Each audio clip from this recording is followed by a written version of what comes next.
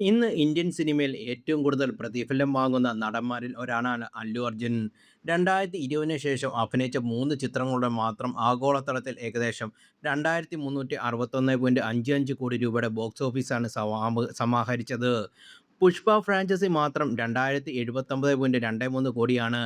ഓരോ സിനിമയ്ക്കും അല്ലു അർജുൻ വാങ്ങുന്ന പ്രതിഫലം എത്രയാണെന്ന് ആരാധകർക്ക് കൗതുകം ഏറെയാണ്. എന്നാൽ താരം ഒരു നിശ്ചിത തുക ശമ്പളമായി വാങ്ങാറില്ല. പകരം സിനിമ നേടുന്ന വരുമാനത്തിന്റെ അടിസ്ഥാനത്തിലാണ് അല്ലുവിന്റെ പ്രതിഫലം നിശ്ചയിക്കുന്നത്. ഇതിപ്പോൾ ഒരു ബിസിനസ് ഐഡിയയായി മാറിയിരിക്കുകയാണ്. പ്രശസ്ത നിർമ്മാതാവും എഴുത്തുകാരുമായ ജി ധനഞ്ജയൻ അടുത്തിടെ അല്ലു അർജുന് ഈ ബിസിനസ് മോഡലിനെക്കുറിച്ച് വെളിപ്പെടുത്തിയിരുന്നു. സിനിമ ഉണ്ടാക്കുന്ന ലാഭത്തിന്റെ ഓരോ രൂപയിൽ നിന്നും 30 പൈസയാണ് അല്ലു ചോർജിക്കുന്നത്.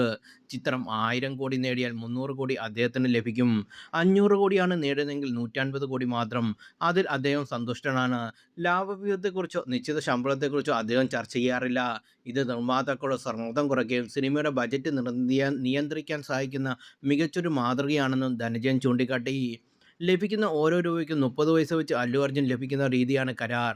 ഇത് പ്രകാരം പുഷ്പ ഫ്രാഞ്ചൈസിൽ അഭിനയിച്ചതോടെ അല്ലു അർജുന് ലഭിച്ചത് 623.76 കോടിയാണെന്ന് കൊയ്മാക് റിപ്പോർട്ട് ചെയ്യുന്നു. വലിയ മുതൽ മുടക്ക് വരുന്ന ചിത്രത്തിൽ നായകനോ അഡ്വാൻസ് പ്രതിഫലം കൊടുക്കണ്ട എന്നതാണ് നിർമ്മാതാക്കൾക്ക് ഇതിലൂടെ ഉണ്ടാകുന്ന നേട്ടം. നഷ്ടം സംഭവിച്ചാൽ ആഘാതം കുറയുമെന്നും മറ്റൊരു നേട്ടം. വിജയമാണെങ്കിൽ അതിൻ്റെ നിശ്ചിത ശതമാനം താരത്തിന് കൊടുത്താൽ മതിയാകും. പഠാൻ, ജവാൻ തുടങ്ങിയ ചിത്രങ്ങളിൽ ഷാറുഖ് ഖാൻ ഈ രീതിയിലായിരുന്നു പ്രതിഫലം ഈടാക്കിയതും.